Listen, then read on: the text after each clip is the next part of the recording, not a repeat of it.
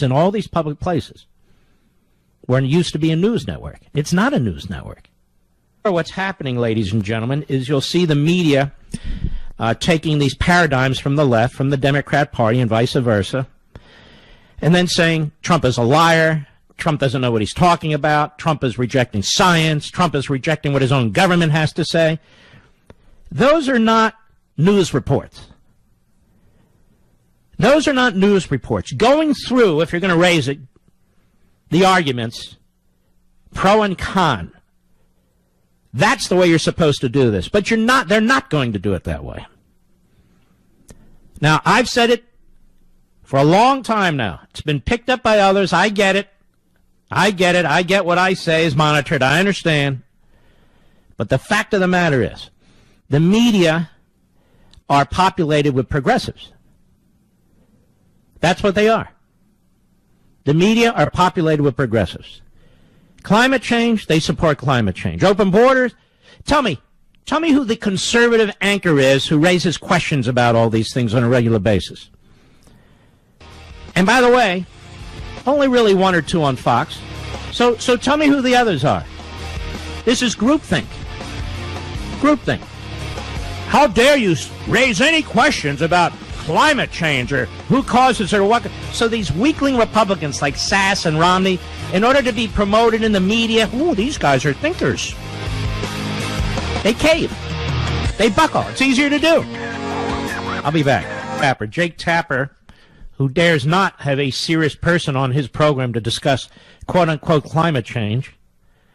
Jake Tapper, a liberal and a Democrat who worked for a liberal Democrat member of the House, Mezvinsky, and worked for Handgun Control, Inc., and obviously it has affected how he thinks. Here's what he said not too long ago, an hour or two ago. Go ahead.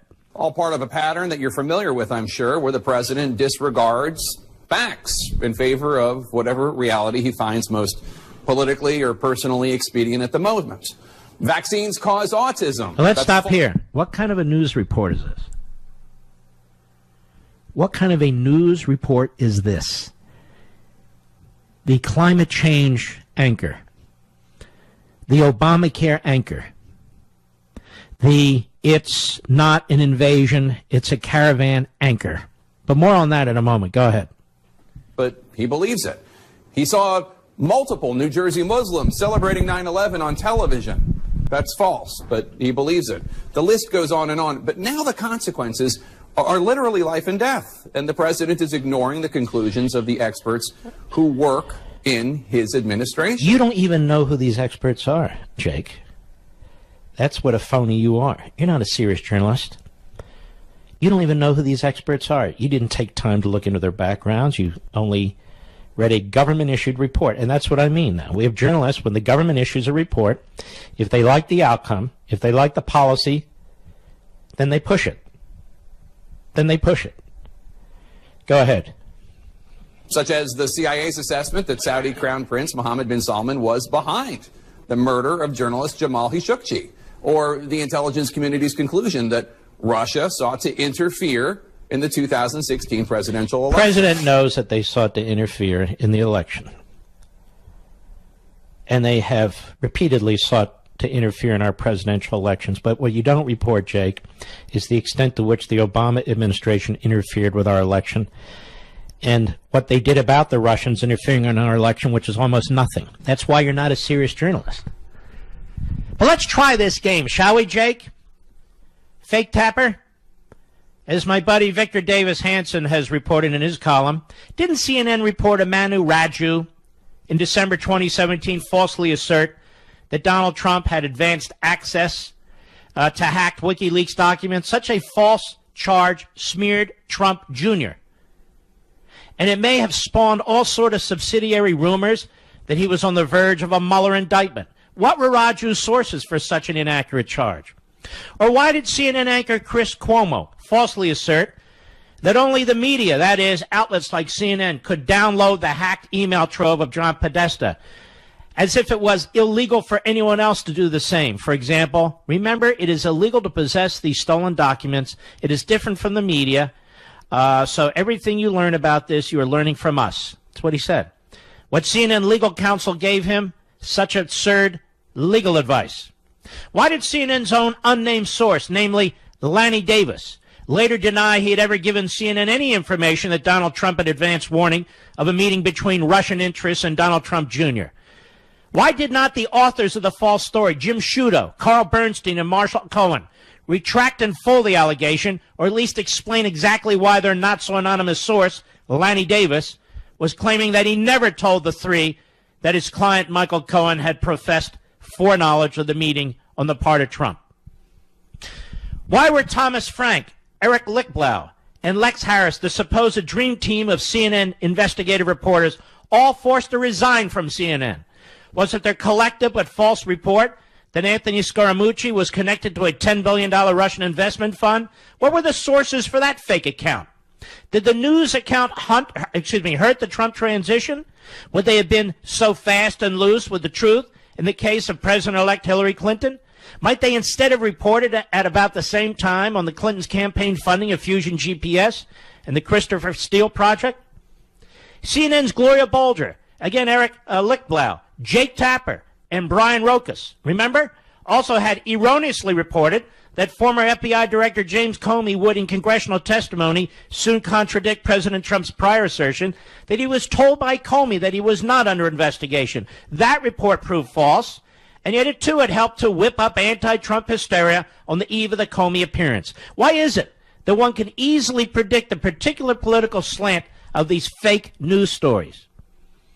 Even in trivial matters, CNN has fudged the truth, and always in a predictably biased direction. As, for example, in its selective viewing of a video that suggested Trump buffoonishly had preempted the Japanese prime minister and overfed fish during a joint photo op. In truth, Trump simply followed what the prime minister was doing. And it goes on. Earlier, CNN had reported that singer Nancy Sinatra was not happy that the president and first lady's inaugural dance would be to the music of her father, Frank Sinatra, My Way, a story of her purported anger that Sinatra denied. During the lead-up to the Neil Gorsuch nomination announcement, CNN senior White House correspondent Jeff Zeleny inaccurately announced that the Trump White House was purportedly, quote, setting up the Supreme Court announcement as a primetime contest by creating two identical Twitter pages for possible nominees Gorsuch and Hardiman. Later, Zeleny sheepishly retracted that falsehood. The shoddiness in reporting by CNN in particular, in my opinion, about Trump and the occasional flat-out inaccurate news stories reflect a toxic network culture in which partisanship is now standard and apparently to be expected. A certain furor over Trump often erupts in repeated obscene anti-Trump and unprofessional outbursts of CNN journalists, contributors, and anchors. Whether Anderson Cooper trashing a pro-Trump panelist by profanely retorting, if he took a dump on his desk, you would defend it. Or CNN religious scholar Reza Aslan referring to Trump as this piece of S. Or perhaps the late CNN host Anthony Bourdain joking in an interview about poisoning Trump on CNN New Year's Eve. Or New Year's Eve host Kathy Griffin's infamous photo pose holding a facsimile of Trump's severed head. After a while, the pattern becomes undeniable. And it goes on. What about that fake Tapper? What about those lies? What about that disinformation? You'll never talk about that. But you're welcome to come on my program to debate, quote-unquote, climate change and the veracity or lack thereof of CNN. Lies. All these liars working for CNN. Liars, left and right.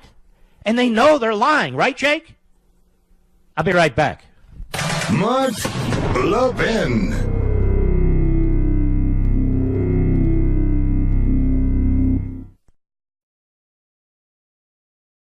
What we need is a revitalized conservative movement. I guess I'm going to have to step in and do my part on this because when orders are wide open, the media have become the mouthpiece for the radical leftists. They lie. Jake Tapper is a liar. CNN lies. If you don't embrace some government report, then all of a sudden there's something wrong with you. You're a liar. Well, his own government issued it. There's 2 million people in the government.